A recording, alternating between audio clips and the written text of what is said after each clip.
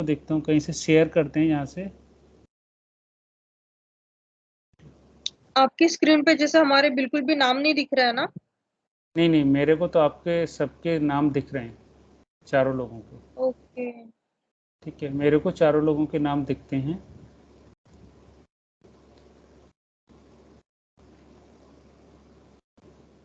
ठीक है sir, continue करते हैं। ओके, नो इशू, मैं कंटिन्यू करता हूँ इसका। हाँ, तो इसको मैं ये बता रहा था कि सर्विस अकाउंट को चेंज कैसे करते हैं। तो चेंज करने के लिए मैं जाता हूँ इस सर्वर पे, सिंपल सा, और मैं सर्वर को गया, मैं सर्वर 3 पे गया, प्रॉपर्टी पे गया, और जो मेरा नाम है सर हमने मैंने यहाँ स्क्रीन शेयर नहीं किया है सर। किया स्क्रीन शेयर किया। आप लोगों सर को मुझे दिख दिख नहीं रहा है। रही, आपको भी नहीं दिख रही क्या? नहीं दिख रहा है सर, मुझे दिख रहा है। हाँ तो आप, सर ऐश्वर्या। सर मे भी मेरा सेटिंग मैंने कुछ गड़बड़ कर दिया यार। ऐश्वर्या आपको दिख रहा है? हेलो। सर मैं अपना स्क्रीन अच्छा, शेयर करती हूँ। म्यूट के लिए। हाँ दिख रहा है सर। अच्छा, फिर सर मेरा स्क्रीन मैंने शेयर किया है। दिख रहा है? मुझे कौन सा यहाँ पे जो है आप चेक करके बताएंगे आपका एक, कौन सा व्यू है? आप ये continue, continue. Content view. Hmm, content view मध्ये तर आता तू स्टॉप कर, सर शेअर करते म्हणजे तुला कळेल.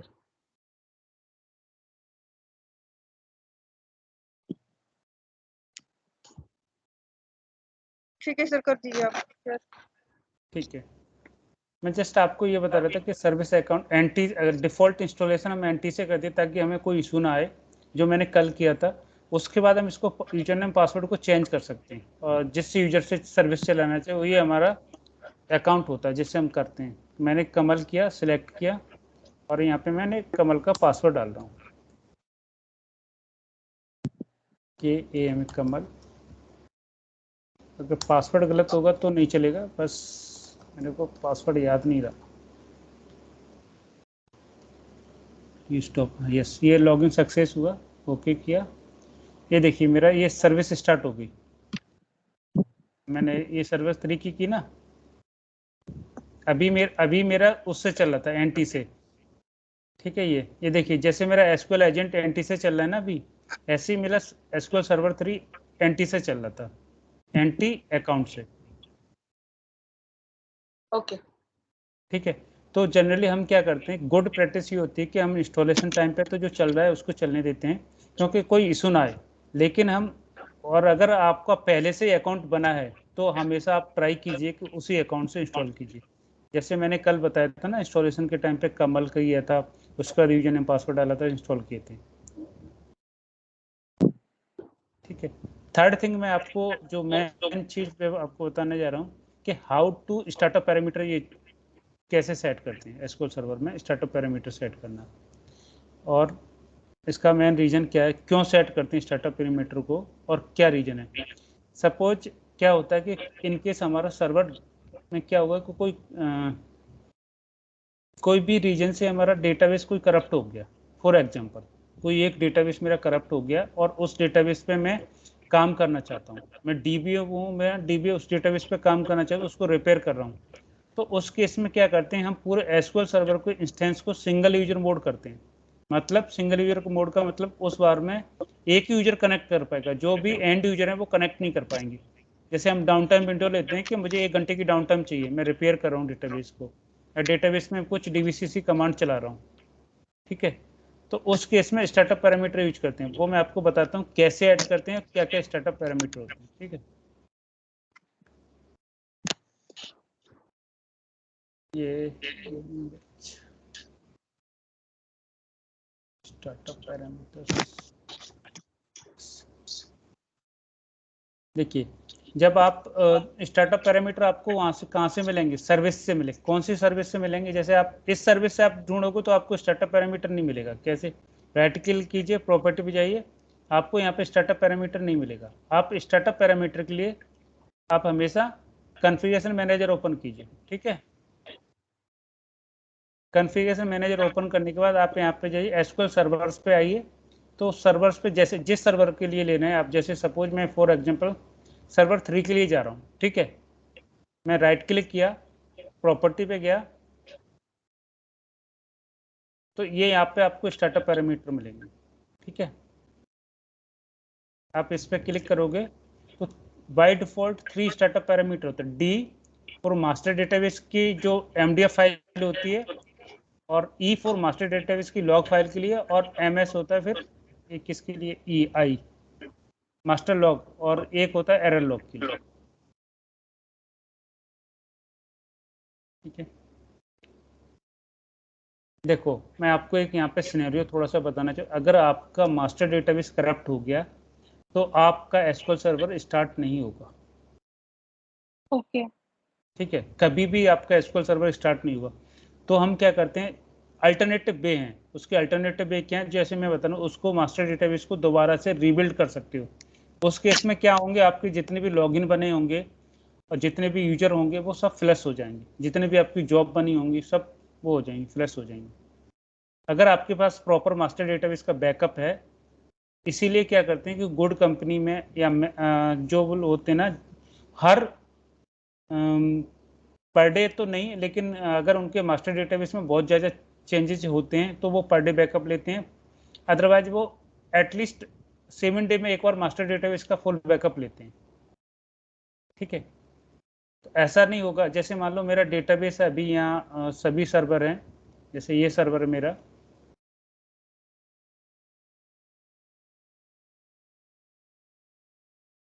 ये मेरा सर्वर है, सिर्फ 1 तो कनेक्ट होगा नहीं, 2 या 3 कनेक्ट होगा।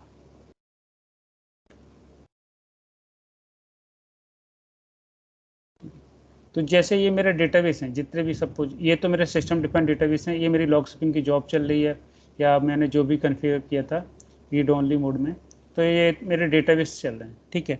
अब क्या होता है कि जैसे मेरे बहुत से डेटाबेस हैं, ये एक एग्जांपल ले रहा हूँ, मेरे ऐसे 10 डेटाबेस बने सपोज, और 10 डेटाबेस में बहुत डेटा है। अगर आपका मास्टर डेटाबेस करप्ट हो गया तो उस केस में आपका एसक्यूएल सर्वर इंस्टेंस स्टार्ट ही नहीं होगा। तो आप बैकअप कैसे लोगे कहीं किसी जगह, या आप उसको डेटाबेस फाइलों को वैसे चेक करोगे? तो उसका अल्टरनेटिव वे होते हैं चेक करने के, कि आपने आपको पता होना चाहिए आपकी डेटाबेस फाइल कहाँ रखी है, कहाँ लॉग फाइल रखी है सभी डेटाबेस की।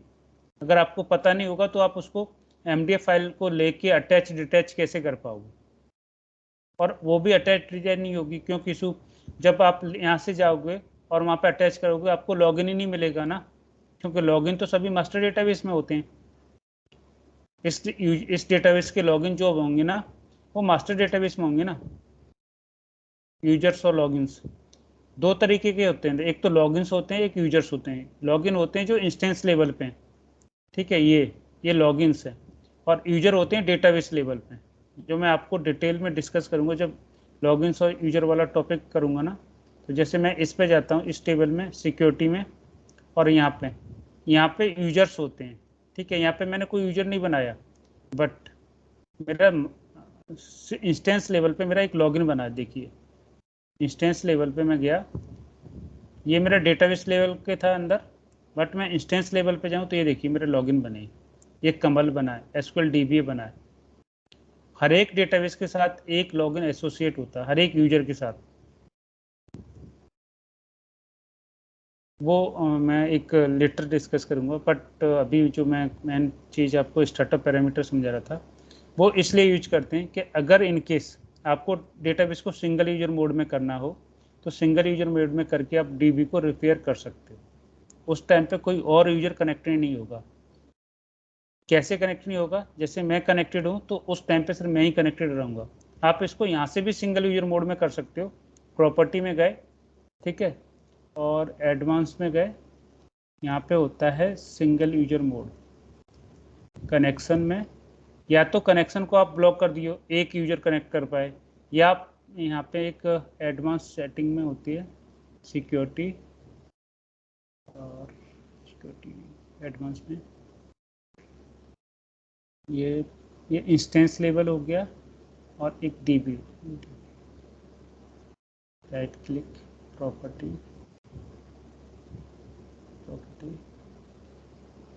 ऑप्शन,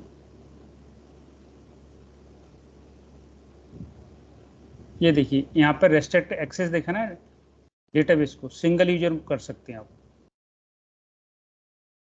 आपको ये देखना है ना option, multi user, single user, restrict. Restrict का मतलब होता है कि हम जिन यूजर को, जैसे डीबीओ ग्रुप के यूजर हैं तो वो डीबीओ ग्रुप के यूजर कनेक्ट कर सकते हैं और कोई उस डेटाबेस पे कनेक्ट नहीं। ये तो मैं डेटाबेस लेवल का बता रहा हूँ। ऐसे ही आप इंस्टेंस लेवल को भी सिंगल यूजर मोड में कर सकते हो। ये जो स्टार्टअप पैरामीटर होते हैं पूरे एसक्यूएल सर्वर को सिंगल यूजर मोड में करने के लिए होते हैं।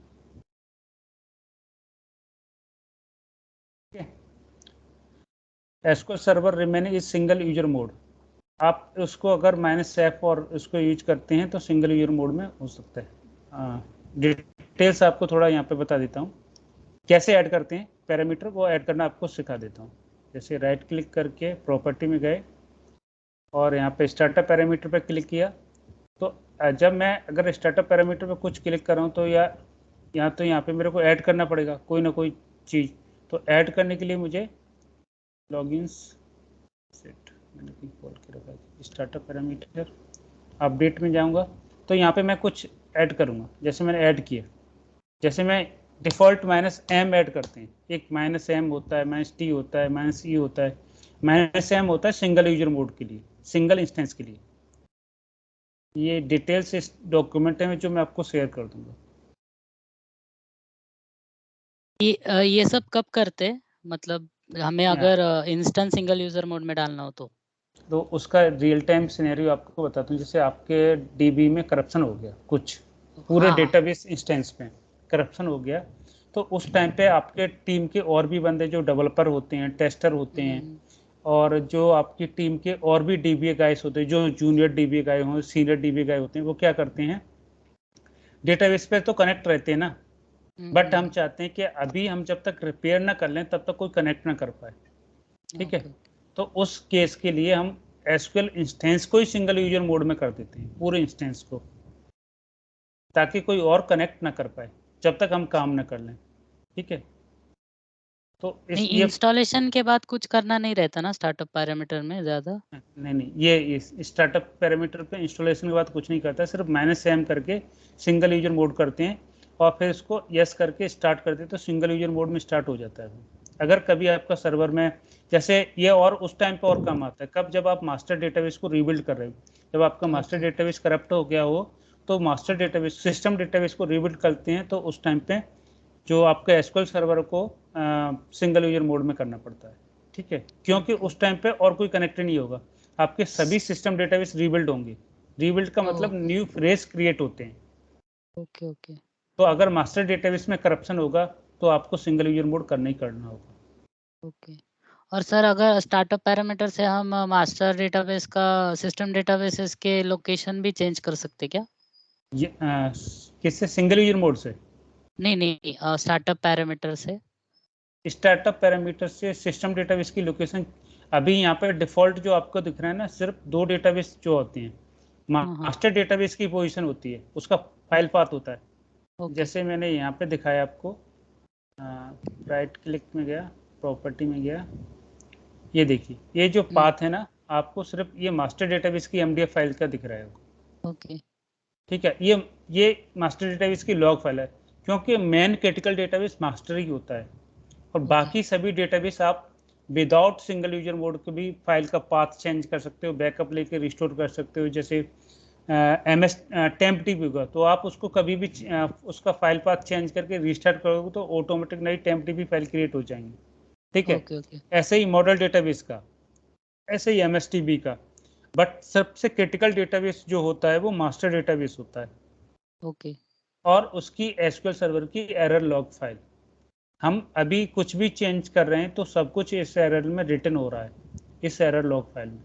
हम जो भी लॉगिन करते हैं वो ऐसे इस एरर लॉग फाइल में रिटर्न होता है हमेशा, एवरीथिंग। मैंने लॉगिन किया तो भी रिटर्न होगा, वो हम सेटिंग करते हैं कि मैंने लॉगिन फेल रिटर्न किया या लॉगिन सक्सेस रिटर्न। जैसे क्या होता है कि कुछ लोग, जैसे मैं हूँ, मुझे आपका अकाउंट पता चल गया, यूजर नेम पता है, पासवर्ड पता नहीं, मैं आपका पासवर्ड हिट एंड ट्राई करता हूँ, लेकिन ये कभी नहीं करना चाहिए कि हिट एंड ट्राई, उस डीबीए गाय को हर चीज पता था कि मेरे अकाउंट से किसने कितनी बार लॉगिन करने की ट्राई किया है।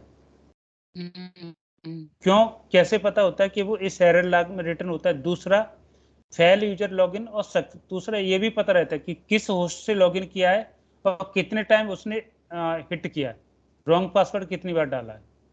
अगर सक्सेस हुआ तब भी उसको पता चल जाएगा, अगर फेल हुआ तब भी उसको पता चलेगा। Okay okay.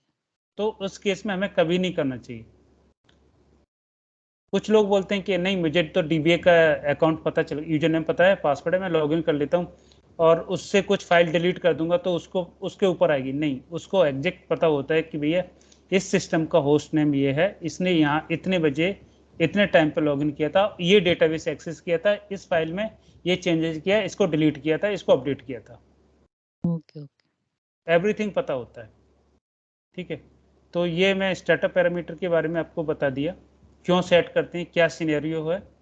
एक बार मैं इस डॉक्यूमेंट को आप एक बार लोग पढ़ लेना और फिर भी मैं आपको समझा देता हूँ थोड़ा। ये माइनस होता है जो स्टार्टअप पैरामीटर, वो होता है मास्टर डेटाबेस की एमडीएफ फाइल के लिए होता है -t। ठीक है, it is the primary data file path of master database. Suppose for example मुझे यहाँ पे मेरा मास्टर डेटाबेस है और इसका पाथ मुझे चेंज करना हो। ठीक है, तो ये पैरामीटर जैसे ये अभी सी का डाला है तो यहाँ पे डी का डाल के इसको पाथ डाल दीजिए। कैसे डालेंगे आप डी का, पहले तो आपको इसको बंद करना पड़ेगा सर्विस को, फिर आपको मास्टर डीबी का एमडीएफ फाइल और लॉग फाइल दोनों कॉपी करनी पड़ेंगी।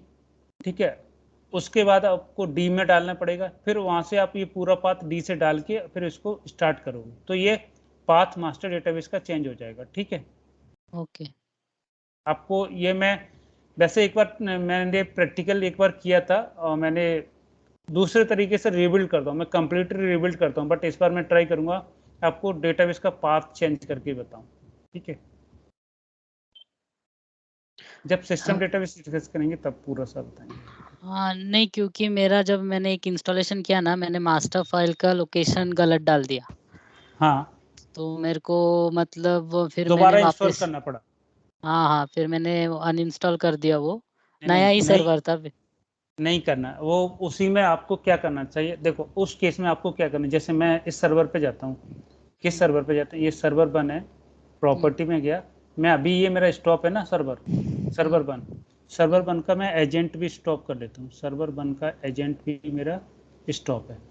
अब सर्वर 1 के अंदर भी मेरा मास्टर फाइल बनी होंगी ना, वो कहाँ बनी है, ये यहाँ गया मैं और एसक्यूएल सर्वर में, ये सर्वर 1 है, इसका मास्टर फाइल है ये एसक्यूएल सर्वर के अंदर, डेटा के अंदर, ये भी मेरे को परमिशन है यस। यहाँ पे देखिए आपको कुछ नहीं करना था, इन 2 फाइल को कॉपी करते, ठीक है, और जहाँ आपको लोकेशन पे डालना था वहाँ पे उसको डाल देते, ओके और उसके बाद आपको स्टार्टअप पैरामीटर में उस लोकेशन का नाम देना था, जैसे ये, और उसके बाद आप सर्वर को स्टार्ट कर दे तो ऑटोमेटिक एसक्यूएल सर्वर का मास्टर डेटाबेस वहाँ से रिस्टार्ट हो जाता। Okay okay. ये कोई जनरली बताता नहीं है, ट्रिकी होते हैं तो थोड़ा सा लोग अवॉइड करते हैं, इतना नहीं बताते कि ऐसे करना चाहिए, ऐसे नहीं करना चाहिए, ऐसे करना नहीं चाहिए। सर, अगर ऐसा कभी सिचुएशन आया तो पहले पूरा मास्टर डेटा का बैकअप लेके रखने का ना। नहीं मैं हाँ, वैसे क्या आता है मैं आपको बता दूंगा कि मास्टर डेटाबेस का बैकअप आपको एवरी 7 डे में लेना चाहिए। अगर आपके यहाँ बहुत ज़्यादा यूजर ऐड होते हैं, जैसे आपके डेटाबेस में पर डे एसक्यूएल ऑथेंटिकेशन से 10 या 5 यूजर ऐड होते हैं तो पर डे आप फुल बैकअप लीजिए उसका। मास्टर डेटाबेस का कितना साइज होगा, ज़्यादा ज़्यादा 10 MB 20 MB, फुल बैकअप हमेशा लेके रखिए। ठीक है ठीक है। ठीक है, दूसरी चीज़ थी ये,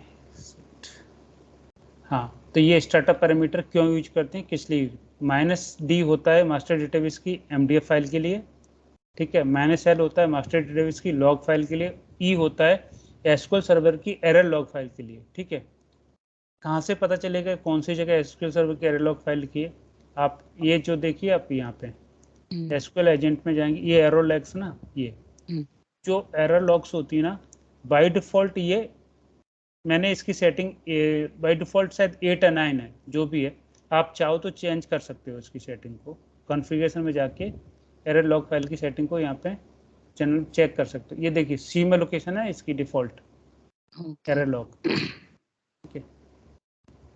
और ये जब भी सर्वर स्टार्ट होता है तो 9th वाली फाइल फ्लश हो जाती है, 8 वाली 9th हो जाती है, और 1 की जगह एक और नई करंट क्रिएट हो जाती है। बाकी ये आर्काइव लिख रहे हैं ना, करंट जो भी हम देख रहे हैं ना, जितनी बार मैंने सर्वर को स्टार्ट किया, स्टॉप किया, डीबी मेल किया, ये सब यहाँ पे लिखता है, यहीं से डीबीओ को पता चल जाता है। Local computer Kamal is running window 10 home single user mode, 8 core processor है इसमें, एवरीथिंग रिटर्न होता है इसमें।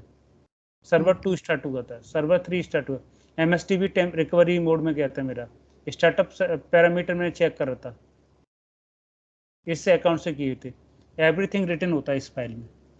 ओके ठीक है, तो ये डिटेल्स है, जब एरर लॉग डिस्कस करेंगे तो बताएंगे, अभी हम इसको इतना ज़्यादा डीपली नहीं जाते। ठीक है, दूसरा हम बताते हैं कॉन्फ़िगरेशन डेटा फाइल या लॉग फाइल का बात। जैसे आपने क्या किया, एक डेटाबेस बनाया, मैं कनेक्ट कर लेता हूँ, पहले कमल को स्टार्ट कर लेता हूँ, property start, property, yes, KAM कमल,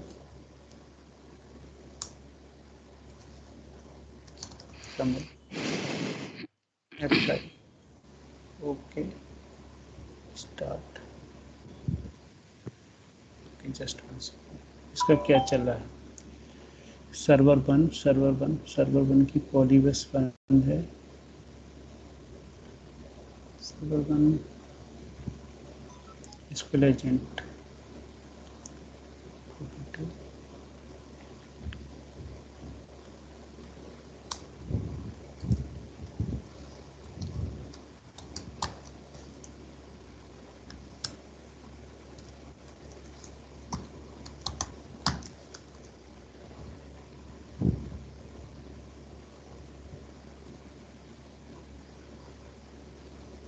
ये देखिए मेरा सर्वर वन स्टार्ट हो गया। मैं पासवर्ड जो बता रहा था मैं भूल गया था, के कैपिटल था मेरा मैं स्मॉल पुट कर रहा था।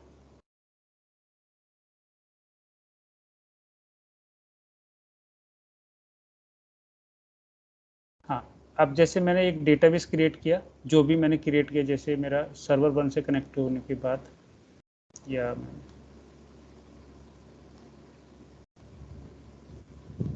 आपको दो अलग अलग सर्वर, देखिए मेरा यहाँ पर डेटा, आप जाओ इस पर राइट क्लिक करोगे इंस्टेंस में, प्रॉपर्टी में, ठीक है, तो जो यहाँ पर डेटाबेस सेटिंग दिख रही है ना आपको, तो ये डिफॉल्ट डेटा फाइल और लॉग फाइल यहाँ क्रिएट हो रही है, कहाँ पे, सी इस वाले पाथ में, ठीक है, ये डिफॉल्ट लोकेशन है। लेकिन हमें क्या करना होता है, जैसे मेरे पास बहुत सारे यूजर रिक्वेस्ट आती हैं, मुझे पर डे 10-20 डेटाबेस बनाने होते हैं टेस्टिंग पर्पज से, फॉर एग्जांपल, और या फिर टेस्टिंग पर्पज से नहीं, मेरे सी ड्राइव में सिर्फ 100 GB स्पेस है, मैं हर डेटाबेस सी ड्राइव में नहीं बना सकता ना, और हर बार पाथ चेंज नहीं कर सकता बनाते समय। तो मैं क्या करता हूँ, जनरली क्या किया मैंने, राइट क्लिक किया इस इंस्टेंस में, प्रॉपर्टी पे गए, और प्रॉपर्टी जाने पर डेटाबेस सेटिंग पे गए, यहाँ पे क्लिक किया, जैसे मैंने इसका पाथ दे दिया डी ड्राइव में डेमो के नाम से, यहाँ पे मेरा बैकअप बनेगा और यहीं पे मेरी लॉग फाइल बनेगी। या लॉग फाइल के लिए अलग डायरेक्टरी, जैसे ई ड्राइव है, एफ ड्राइव है, ये इंस्टॉलेशन होने के बाद भी आप कर सकते हो। मैं अभी दोनों फाइल को यहाँ पे दे रहा हूँ, ठीक है, डी में, इस दोनों पे, ठीक है। तो मैं इसको ओके करता हूँ। ओके करने के बाद अगर मैं अभी डेटाबेस क्रिएट करूँगा, कोई भी नया डेटाबेस क्रिएट करूँगा, तो मेरा इस डी ड्राइव में यहाँ पे जाना चाहिए, कहाँ पे, डेमो में, डी के अंदर डेमो में आना चाहिए, ठीक है, डिफॉल्ट।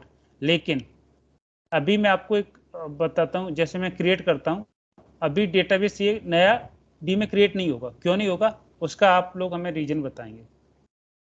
जैसे मैंने एक नया डेटाबेस क्रिएट किया, ठीक है, देखिए यहाँ पे अगर मैं डी में क्रिएट होता तो ऑटोमेटिक मेरा पाथ डी का आता कि नहीं आता, लेकिन पाथ तो मेरा सी का आ रहा है। क्यों नहीं आ रहा, उसका रीजन है, जब भी आप डेटाबेस की सेटिंग चेंज करो इंस्टेंस लेवल पे, तो आप हमेशा क्या करो, सर्वर की सर्विसेज को रिस्टार्ट करो, ठीक है। जब तक रिस्टार्ट नहीं करोगे तब तक सर्विस से अप्लाई नहीं होंगी। सर ये फिर प्रोडक्शन पे इफेक्ट नहीं करता क्या, फिर ऐसा रिस्टार्ट किया हमने तो? नहीं, प्रोडक्शन पे हम क्या करते हैं ना, प्रोडक्शन के लिए मैं आपको अलग ट्रिक बता रहा हूँ। ये तो उसके लिए होगा जब आप फ्रेश सर्वर बना रहे हो, तब की बात कर रहा हूँ। जब Okay. आपने पहली बार सर्वर सेटअप किया और पहली बार आपका सी ड्राइव में पाथ डला है, तो उसको आप डी ड्राइव में, ई ड्राइव में कर रहे हैं, ठीक है। Okay.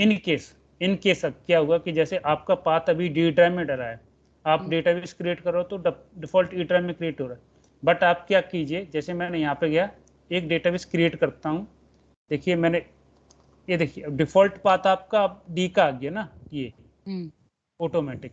आप चाहते हैं कि नहीं है, मेरे डी ड्राइव में नहीं है, मेरे स्पेस नहीं है, मैं इसको और ड्राइव में क्रिएट करूँ, तो आप इसको फिर मैनुअली यहाँ से राइट क्लिक कीजिए, राइट क्लिक नहीं, क्लिक कीजिए, जिस भी ड्राइव में डालना है, जिस फोल्डर में डालना है, आप उसको वहाँ पे डालिए, ठीक है। जैसे मैंने डेटा फाइल यहाँ रख दी, लॉग फाइल यहाँ रख दी, अब मैं इसको ओके कर दूंगा, ये मेरा क्रिएट हो जाएगा, ठीक है। Okay. अब आपको ये कैसे चेक करना है कि मेरा डेटाबेस कहाँ रखा है और लॉग फाइल कहाँ रखी है, उसके लिए मैं आपको एक छोटी सी एक एसक्यूएल की कमांड बताता हूँ, sp_help db, ठीक है। इससे क्या होता है कि आपको पूरा डेटाबेस की फाइल एंड लोकेशन सब कुछ बता देता है। आप इस कमांड को बाय हार्ट याद कर लीजिए सब लोग, क्यों बहुत ब्रैकेट निकाल, ब्रैकेट नहीं,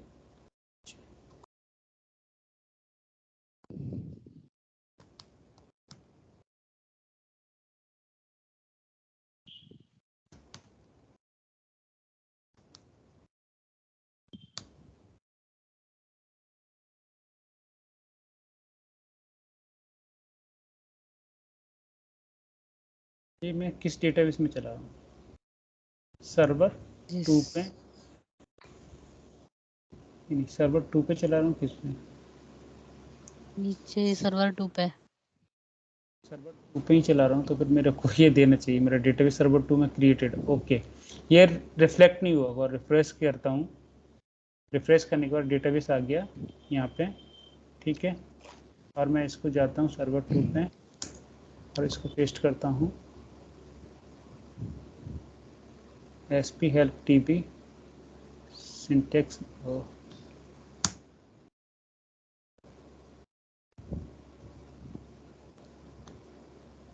xec शिट, मैं गलत कर रहा हूँ, इसके बाद ये स्पेस नहीं देते, शायद ये कॉमा नहीं देते, ये देखिए आपको ये डेटा फाइल बता दी, ये सिर्फ डेटा फाइल नहीं बताता, ये लोकेशन भी बताता है। ये देखिए ये एमडीएफ मेरी यहाँ रखी है, लॉग फाइल यहाँ रखी है, और साइज इतना है डेटा का, और इसका जो मैक्सिमम साइज है वो अनलिमिटेड है इसका, और इसका जो लॉग फाइल है उसका साइज इतना है। और ये देखिए यहाँ पे ये बताता है ये डेटाबेस का स्टेटस क्या है, ऑनलाइन है ऑफलाइन है, किसने क्रिएट किया है अभी, डेटाबेस आईडी क्या है, और ये रीड राइट अपडेटेबल क्या है, रीड राइट है, जो डिफॉल्ट मोड होता है, यूजर कैसा है, सिंगल यूजर मोड है कि मल्टी यूजर मोड है, डेटाबेस का रिकवरी मोड कौन सा है, फुल है या बल्क लॉग है, ओके। ये सब इंफॉर्मेशन ये देता है। तो इस कमांड को आप लोग याद करके रखिए, ठीक है। तो ये यहाँ से आप डेटाबेस का पाथ चेंज कर सकते हो, ठीक है। ये पाथ चेंज का मैंने बता दिया आपको, डेटा फाइल या लॉग फाइल का पाथ चेंज, ऐसे ही लॉग फाइल का करते हैं, ऐसे ही डेटा फाइल का करते हैं। और एक और चीज़ आपको गुड प्रैक्टिस आपको बताता हूँ, जब भी आप डेटाबेस क्रिएट करो तो आप हमेशा ये थिंक करके क्रिएट करो कि हमेशा आप टीम से एक बार पूछो, अगर डेव और टेस्ट है तब तो कोई इशू नहीं है। आप जब बड़ा डेटाबेस क्रिएट कर रहे हो या किसी प्रोडक्शन के लिए डेटाबेस क्रिएट कर रहे हो, तो आप टीम से पूछो कि डेटाबेस का अप्रोक्सीमेटली साइज क्या होगा, वो आपको बताने बोलेंगे 10 GB चलेगा। तो आप इतना टाइम लीजिए कि 6 मंथ के लिए आपको दोबारा से साइज एलोकेट ना करना पड़े, ओके। ठीक है। जैसे मेरा ये डेटाबेस, सपोज ये मेरा डेटाबेस 10 GB का होता, तो मैं क्या करता, मैं यहाँ जाता, प्रॉपर्टी में जाता, प्रॉपर्टी में गया, ठीक है, और इस फाइल्स में जाता, और जो डेटाबेस का साइज है डिफॉल्ट, मैं इसको इनिशियली मैं 5 GB दे देता, ठीक है। मेरा एक साल में 10 GB बढ़ेगा, जैसे उसने समझा दिया ना, और तो मैं यहाँ पे 5 GB दे देता। तो ऐसा होगा, अगर इसका 5 GB देने का फायदा ये होगा, और लॉग फाइल का साइज मैंने दे दिया 512 MB, ठीक है। एक लॉग फाइल तो ऑटोमेटिक बढ़ती रहेगी, और वैसे डेटा फाइल भी बढ़ती है ऑटोमेटिक। जब ये 5 GB फिल हो जाएगा तो ऑटोमेटिक जो डिस्क में स्पेस होगा उसमें ये इंसर्ट होता रहेगा डेटा, मतलब उसमें डेटा राइट होता रहता है। बट इस 5 GB का इनिशियली देने का फ़ायदा ये हो जाता है कि आपको हर बार OS को एसक्यूएल सर्वर को OS से कम्युनिकेट नहीं करना पड़ता, ठीक है। तो स्पेस लेनी तो परफॉर्मेंस थोड़ी सी फास्ट रहेगी, ठीक है। सर ये साइज जो रहता है ना, मतलब किस पे डिसाइड होता है कि लॉग फाइल इतना रखना है या तो ये डेटा का फाइल और लॉग फाइल देखिए साइज? साइज ऐसा होता है जैसे आपका डेटाबेस 100 GB का है, ठीक है। तो 100 GB में 25% लेके चलिए उसके लॉग फाइल के लीजिए, ओके 25%। वे आइडियल जो माइक्रोसॉफ्ट का जो डॉक्यूमेंट है उसमें लिखा है कि 25% से 30% डेटाबेस का लॉग फाइल के लिए होना चाहिए और उतना ही उसके टेम्प टीवी के ऑपरेशन के लिए होना चाहिए। ओके जैसे आपके इन्वायरमेंट पे 4 डेटाबेस हैं, कितने कितने जीबी के हैं? 100 जीबी के हैं, ठीक है। तो हर एक का साइज 100 जीबी है, लेकिन आपको हर एक के लिए 25 जीबी तो चाहिए लॉग फाइल की मिनिमम, हर एक डेटाबेस की, और हाँ 25 जीबी चाहिए आपको टेम्प टीबी ऑपरेशन, क्योंकि सभी डेटाबेस ऑपरेशन जो करते हैं टेम्प टीबी पे करते हैं। ओके तो अगर आप इतना लेके चलोगे तो कभी आपका सर्वर स्लोनेस फील नहीं करेगा। ठीक, मतलब 100 GB में से 25 GB लॉग फाइल के लिए और नहीं जो नहीं, 100 अलग। जीबी में एक्स्ट्रा ऐड करके चलिए आप। ओके ओके ऐसा नहीं है कि मैंने 100, उन्होंने टोटल बोल दिया कि 100 जीबी का डेटाबेस होगा, तो आप उनसे बोलिए मेरे को 150 जीबी चाहिए। क्यों चाहिए? कि भैया ओके 25% तो मेरा लॉग फाइल लेगा जीबी का, इसका डेटाबेस का, और 25% टेम्पटीबी ऑपरेशन पे लेगा, क्योंकि मल्टीपल ऑपरेशन होंगे, इंसर्ट अपडेट होगा, डिलीट होगा, और भी यूजर कनेक्टेड होंगे। और दूसरा उसके अलावा अगर बोलते हैं कि ठीक है तो मैं दे दिया, तो उनसे क्लियर ये भी पूछ ली कि मेरा बैकअप कहाँ रखूंगा, इसी सर्वर पे रखूंगा कि शेयर ड्राइव में रखूंगा बैकअप। ओके अगर वो बोलते नहीं बैकअप आपको इसी सर्वर पर है, तब आपको कैलकुलेट करना पड़ेगा कि आप बैकअप कितने दिन रखते हैं, 7 दिन रखते हैं, 1 मंथ रखते हैं, 2 मंथ रखते हैं, 1 दिन रखते हैं, ठीक है। तो उसके हिसाब से आपको कैलकुलेशन करनी पड़ेगी बैकअप साइज कितना होता है, वो डिपेंड करता है। कंप्रेसर ले रहे, विद कंप्रेशन के साथ ले रहे बैकअप या विदाउट कंप्रेशन ले रहे। इंडेक्स रिबिल्डिंग भी बहुत हेडेक होती है, इंडेक्स रिबिल्डिंग भी आपको टाइम लेती है, ठीक है। वो भी लॉग फाइल इनकी साइज लेता है। तीसरा है मेमोरी कॉन्फ़िगरेशन। जैसे मेरे सर्वर पे, मेरे लैपटॉप में, मैंने आपको कल भी बताया था, मेरे लैपटॉप में 16 GB रैम है, ठीक है। मैं यहाँ पे गया, कैसे चेक करता हूँ मैंने आपको कल बताया था, आप इस कमांड को भी एक बार लिख लीजिए। आप लोग, मैं आपको एक छोटा सा सजेशन दूंगा, आप जब भी लोग क्लास लें तो छोटे से नोट पैड अपने पास रखें, एक पेन और नोट। क्योंकि हमेशा क्या रहता है ना कि मैं कुछ चीज़ें बता दूंगा, हो सकता है आपको उस टाइम में वीडियो देखें तब तो याद आएगी, विदाउट वीडियो के रिमेंबर नहीं रहेगा। जैसे मैंने आपको कल बताया था कि एसक्यूएल सर्वर का जो सेशन आईडी होता है ना, बिलो 50 किसके लिए होते हैं? एसक्यूएल सर्वर के लिए।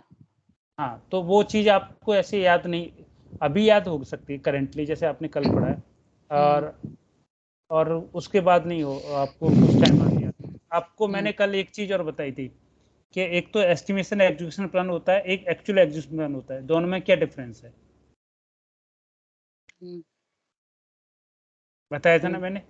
हाँ आप क्या बोलते हैं ये, मेरे को और किसी का रिस्पांस नहीं आ रहा, भाविका और स्नेहल। ये सब हाँ, बताया था। आप थोड़ा सा, मैं देखिए, मैं चाहता हूँ विथ फ्रेंडली, आप मेरे से जितना पूछेगे उतना आपको मिलेगा, ऐसा नहीं, क्योंकि मैं नहीं चाहता वन वे कम्युनिकेशन में मैं बहुत कम क्लास लेता हूँ और बहुत कम लोगों को पढ़ाता हूँ। या मेरे को कॉर्पोरेट टीसीएस खुद बोलती है कि आप यहाँ पे टीसीएस में जो मेरे आरएमजी हैं, उन्होंने मेरे को अप्रोच बहुत बार किया है कि आप ट्रेनिंग प्रोवाइड कीजिए, मैंने क्लियर मना कर देता हूँ, sorry I will be not available there. क्योंकि एक सेशन मैंने उनको दिया है, तो एक सेशन देने के बाद उन्होंने बोला कि काफ़ी लोगों ने फीडबैक दिया था, 80 लोग थे, तो उन्होंने बोला कि नहीं मेरे को कमल से क्लास लेनी है, जो डिटेल्स लेना। मैंने उनको थोड़ा सा डेमो टाइप का उनको 3 डे का सेशन दिया था, 3 डे का, ओके तो उन्होंने बोला कि फुल सेशन चाहिए, आप कॉर्पोरेट ट्रेनर बन जाइए टीसीएस के लिए। मैंने कहा नहीं, कॉर्पोरेट ट्रेनर में मुझे नहीं बनना। हाँ, तो इस चीज़ से मैं आपको थोड़ा सा, आप अगर कम्युनिकेशन प्रॉपर रहेगा तो मेरे को भी लगेगा कि आप लोग कुछ ग्रैब कर रहे हैं। Yes sir yes, sir. ठीक है। सैनल, मैं आपका क्या नाम है, पूरा नाम भी भूल जाता हूँ। सैनल नाम है, क्या नाम? स्नेहल। अच्छा, आपको समझ में आ रहा है ना स्नेहल? हाँ, अच्छा, ठीक है। मैं क्यों ठीक है, म्यूट कर दिया था मेरा वॉइस, क्योंकि वो मेरी बेटी घूम रही है ना इधर उधर, तो वो अच्छा, डिस्टर्ब ना हो इस वजह से मैंने म्यूट किया। ठीक है। नहीं आप कोई दिक्कत नहीं, वो तो कम्युनिकेशन तो होता है, अगर घर में बच्चे हैं तो वो शोर करेंगे ही। हाँ ठीक है। हाँ। अब मेमोरी जब नेसेसरी थोड़ा नहीं होना चाहिए, बट वैसे तो कोई इशू नहीं है, बच्चे तो खैर। अब मैं आपको बताता हूँ मेरे इस पे रैम कितनी है। MS Info 32 में जाता हूँ, रन पे जाता हूँ। सबसे पहले आपको रन करना है, रन पे जाइए। आप इस पे MS Info 32 करोगे तो आपको सर्वर की रैम पता चल जाएगी। रैम नहीं, इवन आपको ये भी पता चल जाएंगे सर्वर पे कितने कोर लगे हैं। ठीक है, मेरा क्या है, 4 कोर हैं फिजिकली, उसमें 8 लॉजिकल प्रोसेसर लगे हैं। हर एक सॉकेट में 2 प्रोसेस, ये 4 कोर का मतलब मेरे में 4 सॉकेट लगी हैं। ठीक है, हर एक में 2-2 कोर वो लगे हैं। फिजिकली 4 लगे हैं इसमें, 2 इधर 2 इधर, जो भी ऐसे सेटिंग किया होगा उन्होंने। बट 8 लॉजिकल प्रोसेसर है मेरे इसमें, 8 कोर हैं। ठीक है, दूसरा मेरा इसकी जो रैम है ना, वो आपको बताता हूँ। इसकी रैम मेरी 16 GB है। अगर मैं आपको रियल टाइम कल सिनेरियो समझाता कि मैं सर्वर पे,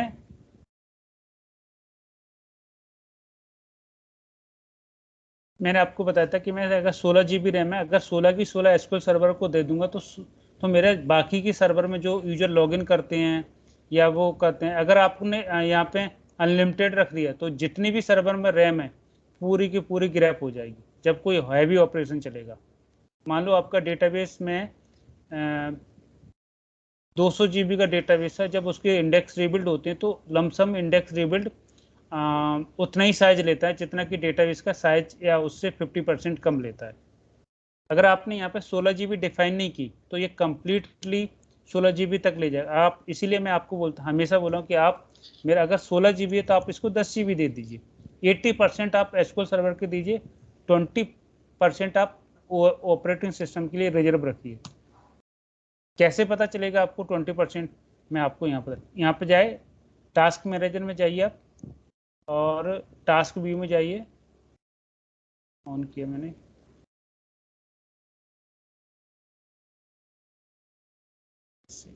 यहाँ पे टास्क मैनेजर नहीं दिख रहा।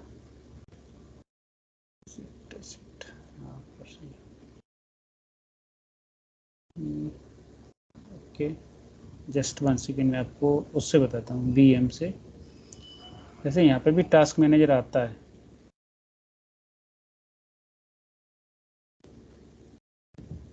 राइट क्लिक, टास्क, विजार्ड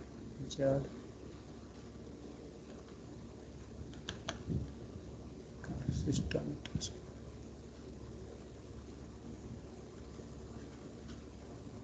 मैं एक सर्वर पे बताता हूँ आपको, वहाँ से पता चल जाएगा कि सर्वर में जितनी रैम दी है वो पूरी की पूरी। Oh shit, restore virtual machine, control delete.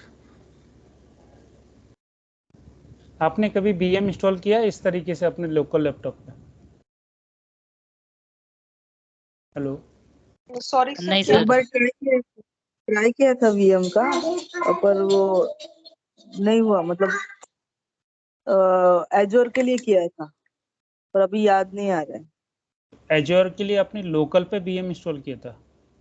नहीं, अकाउंट क्रिएट करके ऐसे किया था, पर वो हम लोग करेक्ट कर रहे थे या नहीं पता नहीं, मतलब लाइक ऐसे ट्रायल के लिए किया था।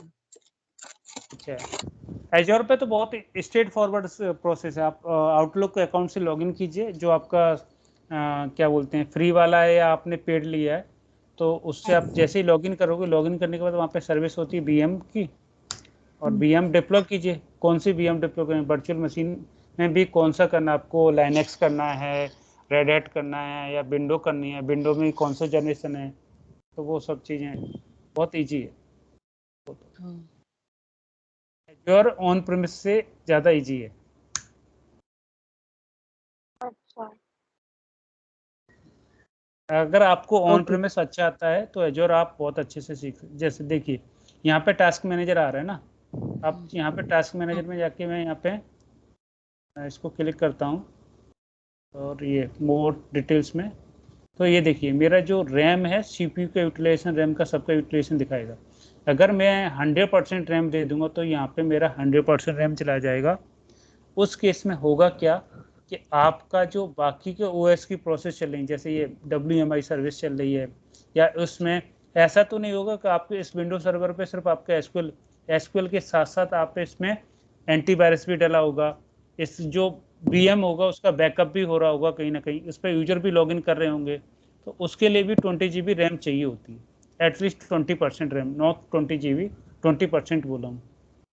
अगर आपके सर्वर में टोटल 16 GB है तो आप एटलीस्ट अपने सर्वर में एसक्यूएल सर्वर को 12 GB दीजिए, 4 GB फ्री रखिए। ठीक है, वो कहाँ से सेट करते हैं? ये रैम सेटिंग मैं आपको बता रहा हूँ। राइट क्लिक कीजिए इसमें, इंस्टेंस पे, प्रॉपर्टी में जाइए, ठीक है, मेमोरी पे जाइए, और यहाँ पे आप जितने GB दे रहे हैं, जैसे आपको सर्वर में 16 GB है, मैं 12 GB दे रहा हूँ, ठीक है, 12 GB दे के ओके कीजिए। और इस रैम को बढ़ाने के लिए, कम करने के लिए आपको सर्विस की स्टार्ट करने की जरूरत नहीं होती।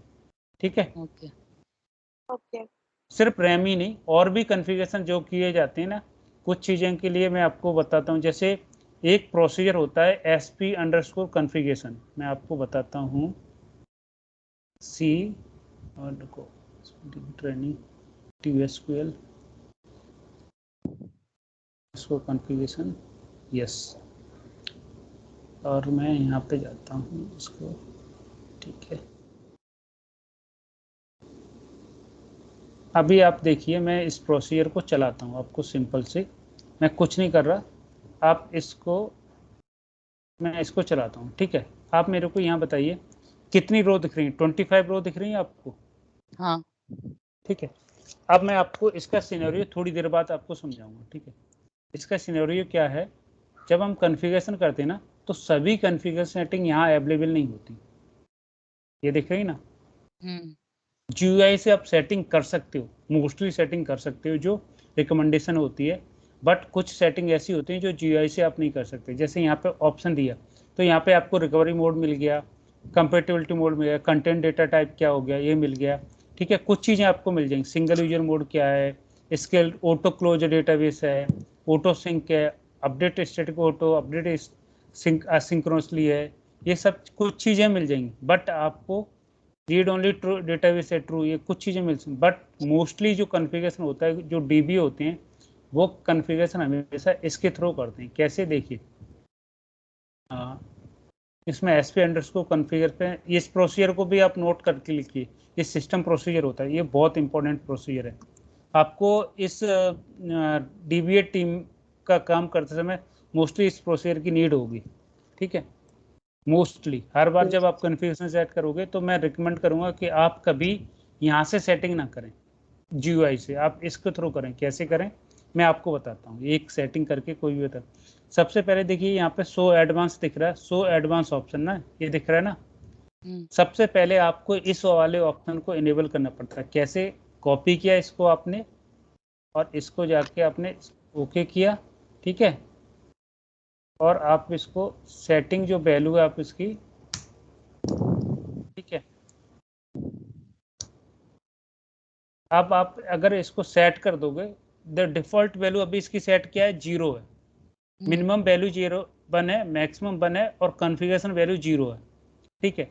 जब आप कॉन्फ़िगर वैल्यू 1 कर दोगे तो आपको यहाँ पे 75 प्लस पैरामीटर दिखने लगी, ठीक है। जैसे ही मैं बहुत से, जैसे आपको SQL CMD कमांड चलानी है, इसमें SQL सर्वर को आप CMD के थ्रू भी चला सकते हो,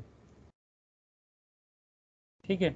जब आप इसको ओके करोगे, फिर आपको रिकॉन्फ़िगरेशन करना पड़ेगा इसको, रिकॉन्फ़िगरेशन करने के बाद आप अगर आप इसको दोबारा से एग्जीक्यूट करते हो तो आपको 83 या 70, नए में कुछ 83 आ गई, पहले 80 थी।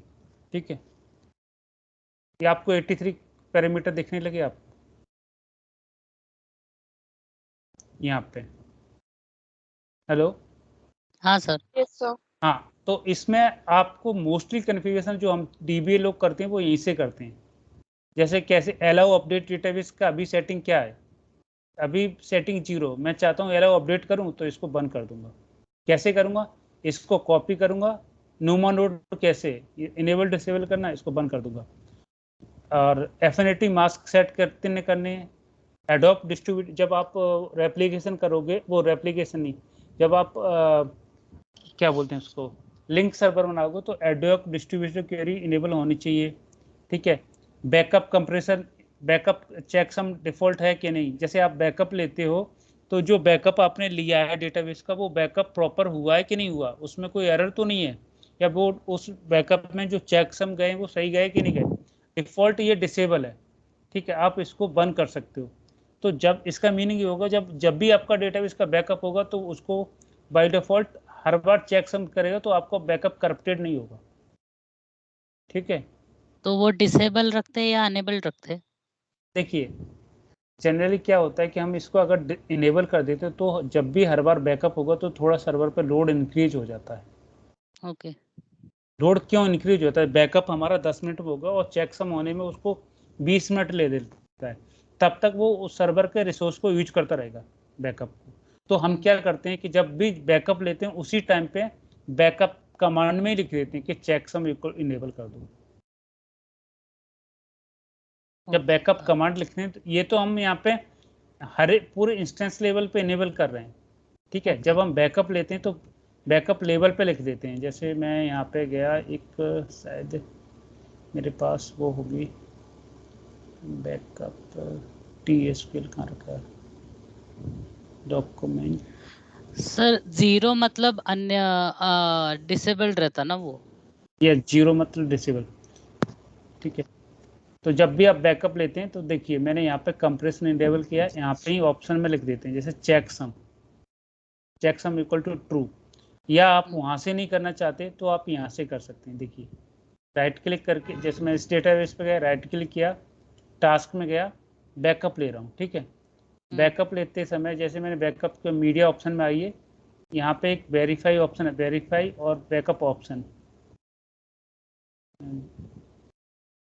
वेरीफाई बैकअप फिनिश, और ये रहा चेक मीडिया नेम। ये जब बैकअप डायरेक्ट लेंगे तो चेकसम, वेरीफाई बैकअप फिनिश करते हैं ना, और एक चेकसम भी ऑप्शन यूज करते हैं चैनल में।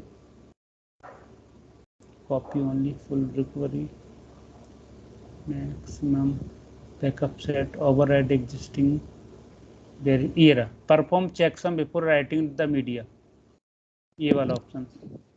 आप इसको चेक कर दोगे ना तो जब बैकअप लेते समय वो चेकसम चेक करेगा। जैसे आपकी क्या डिस्क लगी होती है ना, कभी कभी डिस्क बीच में नेटवर्क डिस्कनेक्टेड हो जाता है या नेटवर्क पुअर है तो उससे कनेक्ट नहीं होता, तो ये क्या करेगा, उस नेटवर्क को एक पर्टिकुलर स्टेबल बैंडविड्थ प्रोवाइड करता है, नेटवर्क को नहीं, हार्ड डिस्क को, वायर को, इन सबको, ताकि चेकसम प्रॉपर जो बैकअप मीडिया से बैकअप जो राइट हो रहा है ना डेटा फाइल में, वो प्रॉपर हो। ठीक है, और अगर आप इस ऑप्शन को इनेबल कर दोगे तो ये क्या चेक करता है कि बैकअप होने के बाद वो बैकअप रिस्टोर होगा या नहीं होगा। वो ये भी अगर इसने रिटर्न बंद किया तो इसका मतलब वो बैकअप सक्सेसफुली रिस्टोर हो सकता है, अगर बंद नहीं किया तो बैकअप आपका करप्टेड है, सही से बैकअप हुआ ही नहीं। तो गुड प्रैक्टिसेस ये अनेबल करके रखने का दोनों? देखिए इनेबल मत कीजिए, आप जब बैकअप ले रहे हैं तब उसी टाइम पे उसको चेक कीजिए। ठीक है, हाँ, मतलब डेटाबेस का जब हम बैकअप ले रहे तभी? हाँ तभी फिर तभी आप देखिए, जैसे मैं यहाँ पे जाता हूँ, मैंने कमांड दिखा रहा था आपको, वेरीफाई, ये देखिए ना, रिस्टोर करते हैं, रिस्टोर करने से पहले मैं चेक करना है। जैसे अभी तो मेरा ये रियल टाइम एनवायरनमेंट था जिसमें मेरे एक डेटाबेस नहीं, एक ही डेटाबेस की मल्टीपल एनडीएफ फाइल बनी थी। आप एनडीएफ फाइल जानते हो? हाँ थोड़ा बहुत। एनडीएफ फाइल का मतलब वो सेकेंडरी डेटा फाइल होती है। और हाँ। मैंने देखिए अभी मैंने डी ड्राइव में मेरे यहाँ पे लॉग फाइल भी मैंने मल्टीपल बनाई है, ठीक है, 3 लॉग फाइल बनी है, रिप्लेस किया, स्टेटस चेक किया, मल्टी यूजर किया है, रिप्लेस विथ के साथ, चेकसम के साथ, ये सब के साथ। अगर आपको मल्टीपल डेटा फाइल हैं तो आपको रिस्टोर करने का यही तरीका है, आप उसको वैसे GUI से रिस्टोर नहीं कर सकते, ठीक है, कमांड के थ्रू ही आपको करना पड़ेगा। ओके, तो सर ये आपका मैं कमांड आप ये शेयर कर सकते हैं? शेयर कर हाँ ये सकते हैं। हाँ ये कमांड मैं शेयर कर दूंगा आपको। एक मैं पूरा डॉक्यूमेंट शेयर करूंगा जिसमें सभी कमांड होंगी। जैसे नेसेसरी कमांड मैंने मोस्टली कमांड क्या किया है, मैंने यहाँ लिख के रखी है, ठीक है। ये मेरे पास 100+ कमांड है जिसमें आपको मैंने रिटर्न करके लिखी है कि उसमें मैंने, हो सकता है कि मेरी थोड़ा सा ये कम्युनिकेशन स्किल में कुछ इशू हो, बट मैंने यहाँ लिखा है list of user create database base on. अगर हमें आपको एक सिस्टम में यूजर ने क्रिएट डेटाबेस पता करने तो कैसे पता करेंगे, ठीक है, जो यूजर ने क्रिएट किए डेटाबेस। यूजर जैसे फॉर एग्जांपल मैं इस वाले के लिए जाऊं तो इस वाले डेटाबेस में मैं मास्टर में चाहता हूं और यूजर क्रिएट डेटाबेस क्रिएट करता हूं तो मेरे को पता चल जाएंगे। ये सिर्फ मेरे 2 डेटाबेस हैं जो यूजर ने क्रिएट किए, 5 और 6, 5 मेरा डेटाबेस ये है, ये दोनों यूजर क्रिएट डेटा, बाकी सिस्टम डेटाबेस यहाँ नहीं है। और अगर आपको सिस्टम डेटाबेस भी चाहिए तो आप इस पूरे को चलाइए, ओके। ठीक है। ये मैंने खुद कुछ रिटर्न करके रखी थी ताकि मेरे को हैंडी रहे। हाँ। और ये जैसे प्लीज एक आप शेयर करो हमारे साथ तो वो बेनिफिट्स रहेगा हमें।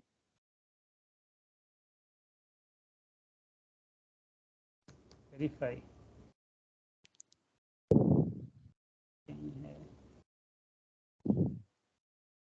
आप जैसे बैकअप लेते हो, बैकअप लेने के बाद आपको चेक करना चाहिए कि बैकअप प्रॉपर हुआ कि नहीं। तो एक कमांड है वो चेक करती है कि बैकअप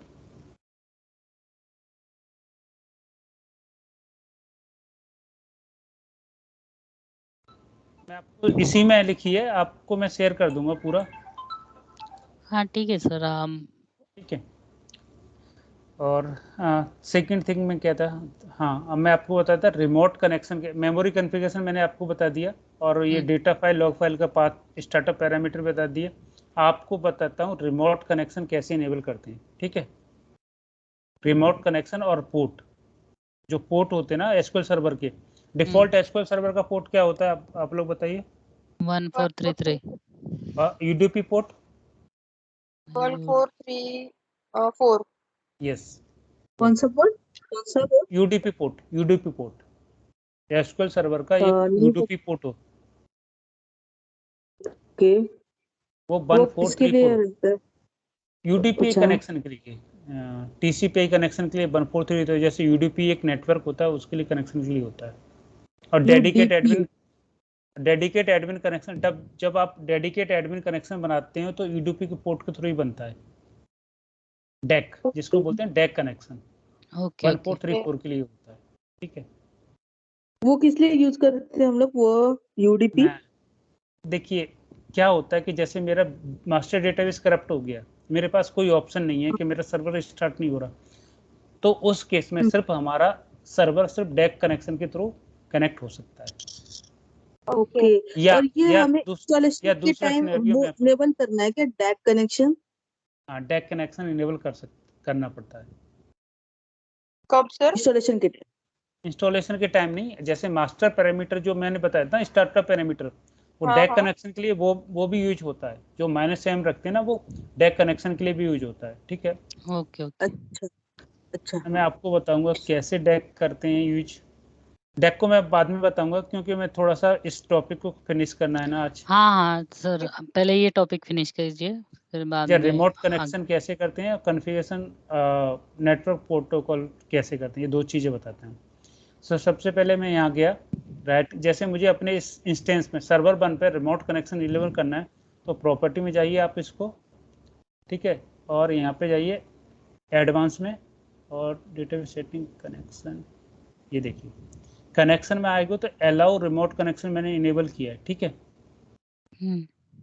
तो जब मैं अलाउ कर दूँ ये अगर मैं इसको अनचेक कर देता हूँ तो मेरा कोई भी यूजर आरडी रिमोट से कनेक्ट नहीं कर सकता एसक्यूएल सर्वर पे।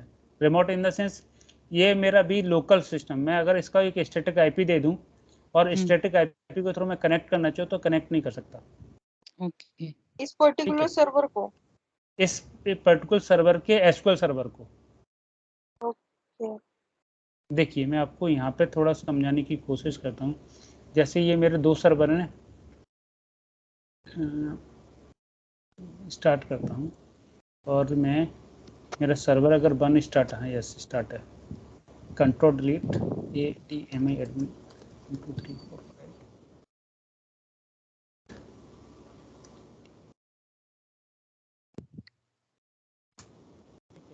मैं यहाँ पे SSMS ओपन करता हूँ, तो मैं आपको बताता हूँ SSMS, ठीक है।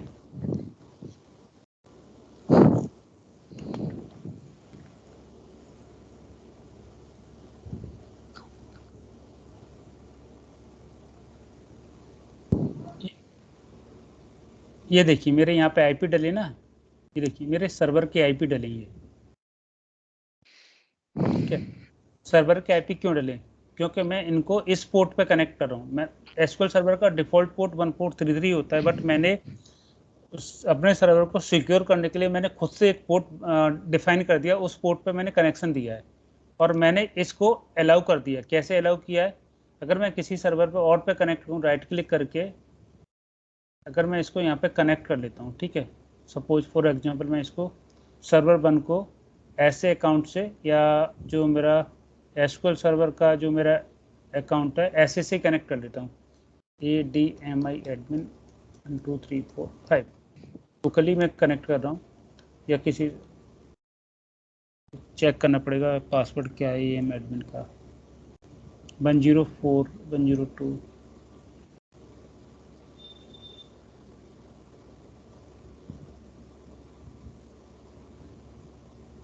103 ADMI।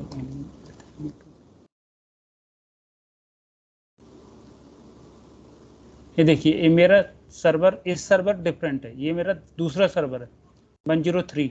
इसको मैंने क्या किया कि एडमिन जब मेरे यहाँ पे रिमोट कनेक्शन अलाउ, तभी मैंने इस सर्वर से उस सर्वर को कनेक्ट किया। मैं उस सर्वर पे लॉगिन भी नहीं किया। किस वाले सर्वर? 103 पे। 103 कौन सा? मेरा टेस्ट सर्वर 2 है। ये देखिए टेस्ट सर्वर 2 पे मैं लॉगिन भी नहीं किया अभी, ठीक है। ये देखिए मेरे यहाँ वर्चुअल मशीन ओपन है टेस्ट सर्वर 1 की ओनली, लेकिन कनेक्टेड कहाँ हूँ? टेस्ट सर्वर 2 पे। अगर आपको उसका डिटेल्स देखना है तो राइट क्लिक कीजिए और ये देखिए यहाँ पे जाओगे, राइट क्लिक, दिस पीसी पे जाइए, right click this PC property, आपको पता चल जाएगा ये मेरा सर्वर कौन सा है। ये मेरा टेस्ट सर्वर 1 है ना, जबकि मैं कनेक्टेड हूँ। टेस्ट सर्वर का आईपी भी आपको यहाँ से पता चल जाएगी, आईपी एड्रेस क्या है। कनेक्शन में गए और right click, open network centre, Ethernet और डिटेल्स। ये मेरा आईपी इस सर्वर का, डिटेल्स ईथरनेट 2 डिटेल्स। ये देखिए मेरा आईपी 101 है इस सर्वर का, बट मैं कनेक्टेड किससे हूँ? आप देखिए 103 से, ठीक है। तो इस तरीके से हम डोमेन अकाउंट पास, अगर डोमेन सर्विस को इनेबल कर देते हैं, मतलब रिमोट कनेक्शन को, तभी कनेक्ट कर सकते हैं। यहाँ पे एक चीज़ और डिसाइड कर सकते हैं, जैसे आपका जो डिफ़ॉल्ट रिमोट कनेक्शन का टाइम आउट, अगर मान लो मेरा 600 सेकंड के अंदर रिप्लाई नहीं आया तो मेरा ये कनेक्शन स्टेबल नहीं हो पाएगा, ठीक है। इस सर्वर पे 600 सेकंड के अंदर मतलब 25 मिनट होता है समथिंग।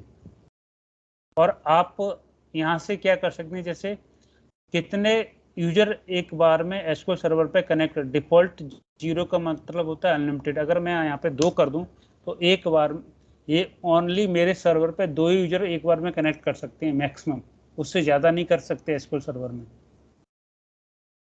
ठीक है। कितना रखते सर वो आइडली हम क्या करते हैं, अनलिमिटेड रखते हैं। लेकिन कभी कभी क्या होता है, कुछ कंपनी क्या करती हैं, बोलती हैं कि भैया मैं 100 से ज़्यादा यूजर कनेक्ट नहीं कराना चाहते। जैसे क्यों? वो क्लाइंट क्या बोलता है कि भैया मेरे पास इतना पैसा नहीं है कि मैं क्या बोलता हूँ कि आप इतने अनलिमिटेड करो। तो यूजर बोलते ठीक है, और जो एंड यूजर कंपनी बोलती है ठीक है सर, फिर मैं परफॉर्मेंस तो आपको दूंगा, बट आपके एक बार में मैक्सिमम 25 यूजर कनेक्ट कर पाएंगे। ठीक है,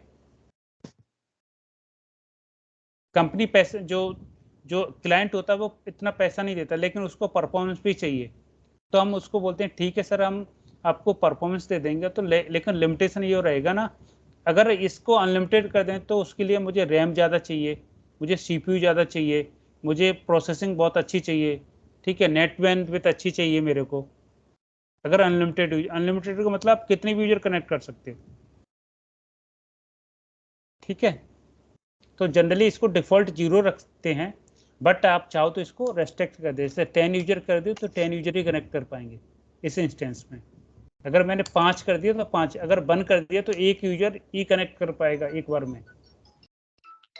ठीक है, ओके। और ये डिफॉल्ट टाइम होता है 600 सेकेंड होता है। ठीक है, और एडवांस सेटिंग में मैंने आपको, हाँ, ये डेटाबेस सेटिंग मैंने आपको बता दी। बाकी जब मैं बैकअप का सेटिंग क्या है, default backup media retention period कितने डे का होता है, कंप्रेस करना, जैसे कोई बैकअप साइज बहुत बड़ा है जैसे 100 GB है, तो 100 GB तो डिस्क में स्पेस नहीं है, आप उसको कंप्रेस कर दीजिए। ठीक है, तो वो 80 GB या 70 GB के समथिंग कंप्रेस होके रह जाएगा, मतलब 25% वो कंप्रेस हो जाता है जो डेटाबेस का फाइनल बैकअप होगा। ओके। ठीक है, थर्ड थिंग मैं आपको बता रहा था, इसका पोर्ट, ये तो मैंने रिमोट कनेक्शन बता दी, अब आपको पोर्ट भी इनेबल करना पोर्ट का बताते हैं। तो पोर्ट कैसे, जैसे आप सर्वर 1 पे गए, यहाँ पे देख रहे हैं ये TCP/IP, ये अभी यहाँ डिसेबल है।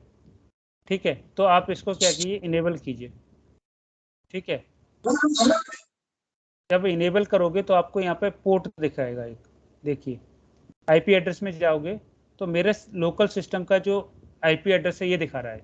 ठीक है, ये, बट इसका पोर्ट क्या देखिए, TCP पोर्ट डिफॉल्ट 0 का मतलब ये 1433 सेट है। अगर मैं यही पोर्ट अपने इन सर्वर पे देखूं, मेरे कौन से सर्वर पे, ये मेरे जो ये हैं, क्या बोलते हैं, मेरे जो क्लस्टर सर्वर जिसमें मैंने सेट किया, तो आप इसका जाके कॉन्फ़िगरेशन मैनेजर पे ओपन कीजिए, SQL कॉन्फ़िगरेशन मैनेजर ओपन कर रहा हूँ मैं, और यहाँ पे आप चाहिए सर्वर्स में, और सर्वर के अंदर यहाँ पे नेटवर्क्स आ रहा है ना, नेटवर्क्स, ये देखिए इस बार का नेटवर्क का देखिए, इसका जो टेस्ट सर्वर बना है उसका नेटवर्क में पोर्ट देखिए, इनेबल कीजिए। मैंने यहाँ पे पोर्ट अपने हिसाब से मॉडिफाई किया है 4955। ठीक है, और ये मेरे सर्वर का IP एड्रेस है, कहाँ गया, 192.160.01। एक स्टैटिक होता है और एक पब्लिक IP होता है, एक स्टैटिक IP होते हैं, दो होते हैं। जब हम ऑलवेज ऑन कॉन्फ़िगर करते हैं, जैसे अगर हमने 2 नोड का करना है तो मेरे को एटलीस्ट कम से कम मेरे को 5 IP चाहिए। ठीक है, आप ये देख रहे हैं TCP पोर्ट मैंने ये खुद से बनाया और खुद से इसको इनेबल किया। कहाँ से इनेबल किया, आप जाइए फायरवॉल पे, कंट्रोल पैनल में जाइए, और विंडो कंट्रोल पैनल में गए, सिस्टम नेटवर्क, और change adapter setting, window firewall कहाँ है, change settings, firewall, just 1 second, close करता हूँ, नो नीड टू रिस्टार्ट।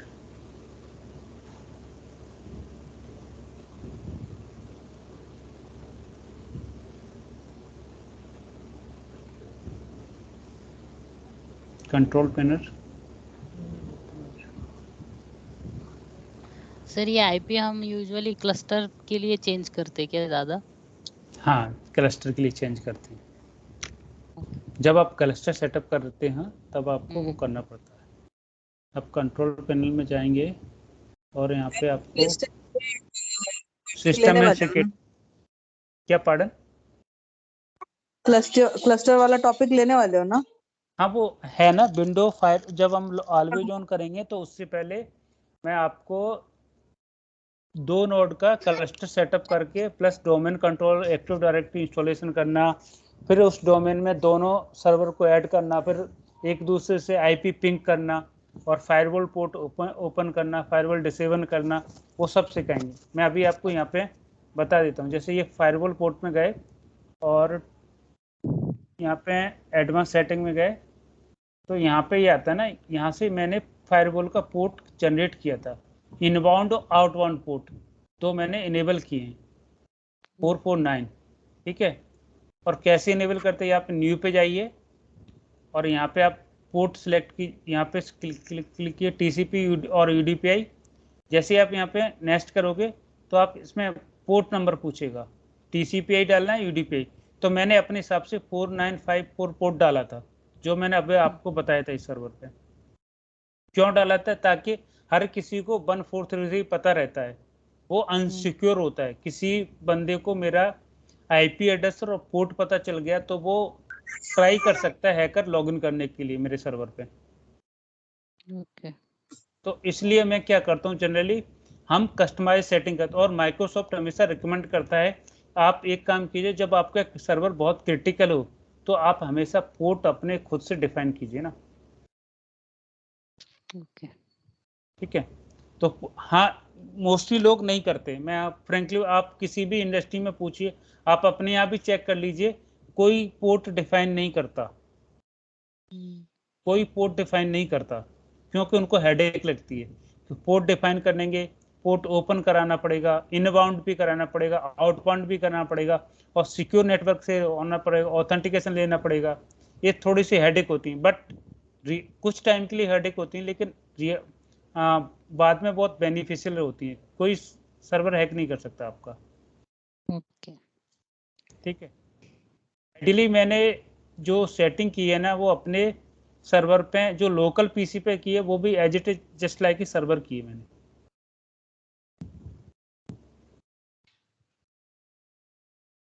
तो इस तरीके से ये क्या बोलते हैं, ये आपका कॉन्फ़िगरेशन नेटवर्क प्रोटोकॉल और पोर्ट दोनों बता दिए मैंने। आईपी भी बता दिया और वो भी आईपी भी आप अपना डिफाइन कर सकते हैं।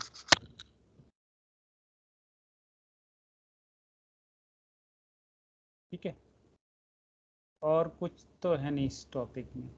आप लोगों को डाउट हो इस पूरे टॉपिक में कल, और मेरे को मेक श्योर कल आप इंस्टॉल कीजिए, तभी आपको ये सिस्टम डेटाबेस और ये मास्टर डेटा मूव करना, system database handling temp DB issue, move temp DB file to different drive.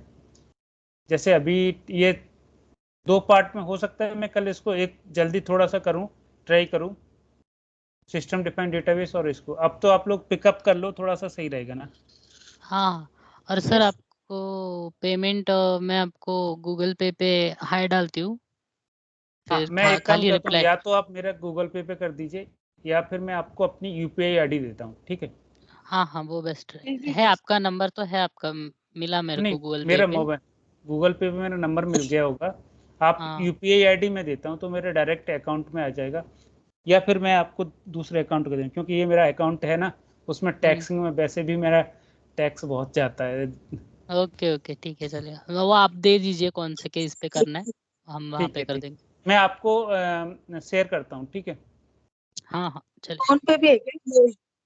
दोनों है, फोन पे गूगल पे दोनों है मेरे पास और यूपीआई भी है।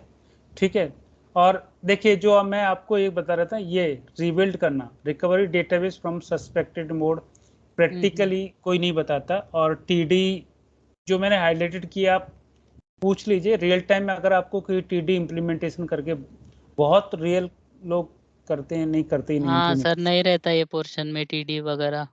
टीडी नहीं करते क्योंकि उनको हाँ। मेरे को आप कितने साल एक्सपीरियंस समझ रहे हैं मिनिमम? 12 आपने बोला ना? मेरा 12 ईयर का एक्सपीरियंस है, मेरे डीबीए फील्ड में मेरा एटलीस्ट 9 ईयर का एक्सपीरियंस हो गया। मैंने बहुत से प्रोजेक्ट में वो किया है, और टोटल मेरा करियर स्टार्ट हुआ था मेरे डॉटनेट डेवलपर से। मैंने 2 साल डॉटनेट डेवलपर का काम किया, उसके बाद मैं एसक्यूएल डेवलपर गया, देन डीबीए में मूव हुआ। तो ऐसे सर हम लोग आपको मतलब HADR में कितना एक्सपीरियंस है आपका, ऑलवेज ऑन HADR वगैरह में? देखिए मैं अपने यहाँ मिररिंग यूज कर रहा हूँ, ठीक है। ऑलवेज ऑन मेरा ये कॉन्फ़िगर है, आप देख सकते हैं ना, मेरा ये लैपटॉप पे मेरे ऑलवेज ऑन कॉन्फ़िगर है। देखिए ये अगर मैं आपको सर्वर पे बता दूं, इस सर्वर में अगर SSMS एक बार ओपन करके बताते हैं, मैंने अपने, आप किसी से भी पूछ लीजिए ना, मैंने अपने लोकल लैपटॉप पे जब ऑलवेज ऑन कॉन्फ़िगर कर लिया विद क्लस्टर के साथ, तो मैं अपने रियल इन्वायरमेंट पे तो बहुत से पे कर चुका हूँ। ये देखिए कनेक्ट हो जाए, यदि ये किसी और ऑथेंटिकेशन से 102 103, अच्छा ऐसे होगा। अच्छा मैंने सर्विस स्टॉप की थी क्या इसकी, शायद 3 4 5। देखिए मेरे यहाँ पे इसमें खुद ही ऑलवेज ऑन कॉन्फ़िगर, ये दिख रहा है ऑलवेज ऑन सेटअप। मेरा AGA अभी रनिंग है और प्रॉपर फाइन रनिंग है। मेरा प्राइमरी सर्वर अप नहीं है, ठीक है, सेकेंडरी सर्वर अप है। सेकेंडरी मेरा ऑटोमेटिक प्राइमरी रेप्लिका बन गया है, ठीक है।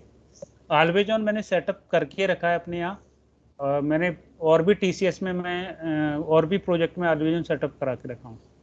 बट मेरे यहाँ क्लाइंट की नीड है कि मैं मिररिंग यूज कर रहा हूँ। मुझे जियो रेप्लिकेशन मैंने ऑलवेज क्या बोलते हैं, मैंने जी एज्योर पे जियो रेप्लिकेशन सेटअप किया है, ऑन प्रेमिस टू एज्योर और एज्योर टू ऑन प्रेमिस और एज्योर टू एज्योर। ओके। तो जनरली मैं प्रैक्टिकली मैं बिलीव करता हूँ, थ्योरिटी पे बहुत कम याद रहती है मेरे को, इसीलिए मैं कभी कभी भूल जाता हूँ कि यहाँ पे जाना है कि वहाँ पे जाना है। हाँ, नहीं उसमें है भी बहुत ज्यादा कमांड्स वगैरह भी रहते ना। नहीं तो मैं आप लोगों को थ्योरेटिकली वे में जानना नहीं चाहता। थ्योरेटिकली वे में तो मैं आपको 2 दिन में बता दूंगा कि ये मास्टर डेटाबेस होते हैं, ऐसे क्रिएट करना होता है, ये करना होता है, वो करना होता है। बट नहीं मैं सर। उस वे में नहीं जाना चाहता, मेरे को टाइम लग जाएगा, लेकिन कोई इशू नहीं। कल आप जब आपको नॉलेज होगा तो आप खुद ही बोलोगे ना, हाँ ठीक है पढ़ाया तो सही था। हाँ वही इम्पोर्टेंट है सर, प्रैक्टिकल ज्यादा इम्पोर्टेंट। हाँ इसीलिए मैं बोला लेकिन आप लोगों के एंड से रिस्पॉन्स नहीं मिल रहा, आप लोगों ने अभी तक SQL इंस्टॉल नहीं किया।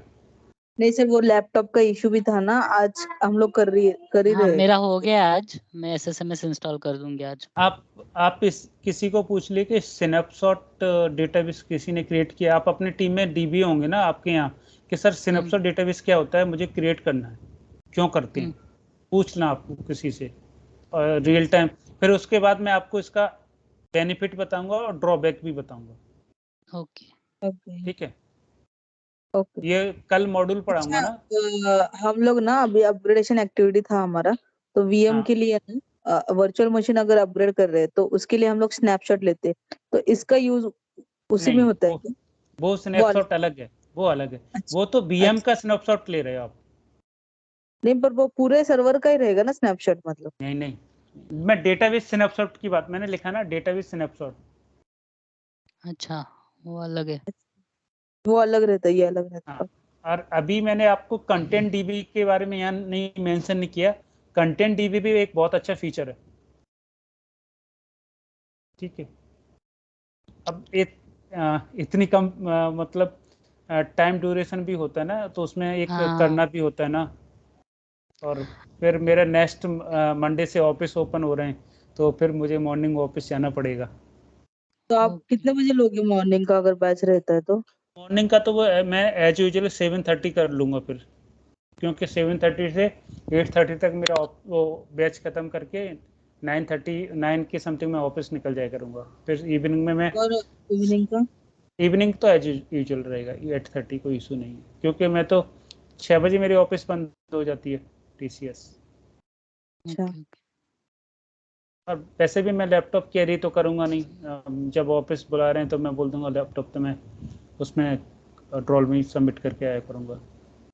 Okay okay. हम्म, यही चीज़ें आप कल एक बार इसको देखिए, और सिस्टम डेटाबेस आप एक बार गूगल से पढ़िए, सिस्टम डिफाइंड डेटाबेस, और उसके बाद मैं कल फिर आपको बताता हूँ, ठीक है। ओके चलेगा सर। क्योंकि अगर मैं इसलिए बोलता हूँ, अगर आप थोड़ा सा पहले पढ़ के रखेंगे ना, तो हम्म आपको कुछ अच्छे से पुटअप कर सकते हैं।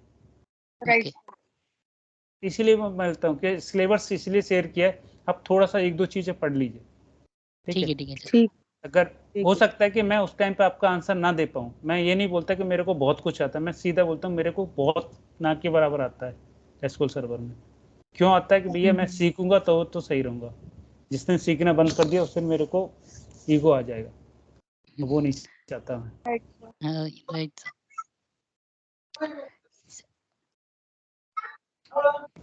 तो ये सब चीजें आप इधर कल इतना पार्ट कराते हैं, ठीक है। फर्स्ट सेकंड ये फिर मे बी मॉड्यूल 3 में थोड़ा सा टाइम लगेगा क्योंकि ये थोड़ा सा बड़ा है, ओके सर। ओके क्योंकि इसमें डेटा फाइल, लॉग फाइल का file group, extend, page type, page architecture, tracking, free space, log file full हो जाती है तो कैसे रिजॉल्व करते हैं, ठीक है। ये सब चीजें बताने हैं डेटाबेस आर्किटेक्चर में। ओके ओके चलेगा। इसी में फिर मैं डेटाबेस स्नैपशॉट भी बताऊंगा, क्रिएट डेटाबेस कैसे करते हैं। अभी तो डेटाबेस आपने सिर्फ मैंने इससे क्रिएट करके बताया आपको एक जीयूआई से। मोस्टली मैं जीयूआई प्रिपेयर नहीं करूंगा, इन फ्यूचर मैं जाऊंगा तो टीएसक्यूएल के थ्रू जाऊंगा, ठीक है। ओके ऐसा नहीं है कि मैं प्रॉपर टीएसक्यूएल वो उसमें जाऊंगा, बट हाँ लेकिन प्रिपेयर उसी को करना चाहिए, डीबीए को। हाँ सर। सर मुझे चलिए मेरे प्रोजेक्ट में पावरशेल स्क्रिप्ट का भी नॉलेज चाहिए एक्चुअली, और जो कि मुझे है नहीं, तो आप थोड़ा सा बेसिक देखिए तो प्रैक्टिस बताएंगे क्या? पावर सेल का बेसिकली मैंने वो उस वाले एजोर वाले उसमें कंटेंट में डाला है। थोड़ा बहुत अच्छा। मेरे को पावर सेल का आइडिया है, नॉलेज है। मैं मतलब थोड़ा मीन्स मैंने एक्चुअली जितना मुझे कॉन्फ़िगरेशन डिप्लॉयमेंट नीड होता होती है है उतना सर, किया जाता है। स्क्रिप्ट होती है जो एग्जीक्यूट करनी होती है मुझे डिप्लॉयमेंट डे पे, तो मुझे जस्ट वो स्क्रिप्ट चेक करके अगर उसमें कुछ प्रॉब्लम है तो वो क्लाइंट साइड पे बताना पड़ता है कि यहाँ पे ये प्रॉब्लम है।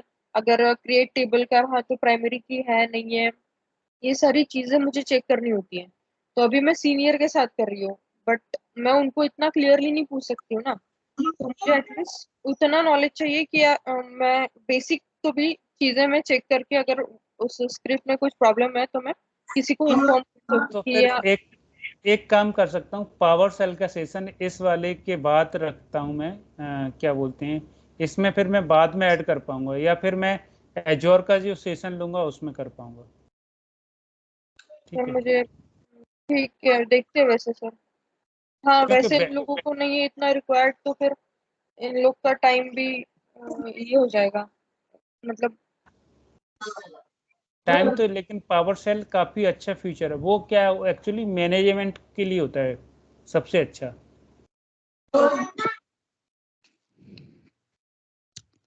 ठीक है सर, देखते हैं। मैं आपको ठीक फोटो है। वैसे भेजने वाली थी, बट ये वीक में मेरा डिप्लॉयमेंट कुछ भी नहीं है। हाँ ये वीक में, इसलिए मैं भेज नहीं पाई। जिस दिन स्क्रिप्ट मतलब डिप्लॉयमेंट रहता है उसी दिन हमें स्क्रिप्ट आती है, वो सेव वगैरह नहीं रख सकते हैं। मेरे पास ये पावर सेल्स की शायद स्क्रिप्ट, मेरे पास वीडियो डले थे दो एक, वो तो पर्सनली मैं यूज किया था, डीबीए यूज के वीडियो हैं वो, मतलब कौन कौन से जो नेसेसरी होते हैं। तो मैं इतना मेरे को आता है कि आउटपुट कैसे सेट क्या किया जाता है, बट थोड़ा सा मुझे डीप ड्राइव करने के लिए थोड़ा सा पढ़ना पड़ेगा, मैं फ्रेंकली बोलता हूँ, तो थोड़ा सा पढ़। नहीं सर, मुझे भी इतना डीप नहीं चाहिए, क्योंकि मुझे लिखना नहीं पड़ता है, बस चेक करना है। तो चेक हाँ करने तो के लिए जितनी बेसिक चीजें हाँ चेक पता करने के लिए होना। आप उतना कर सकते हाँ हैं, तो इसलिए ठीक है। चलिए मैं आज का सेशन खत्म करता हूँ फिर यहीं पे, और हाँ रिकॉर्डिंग सर भी।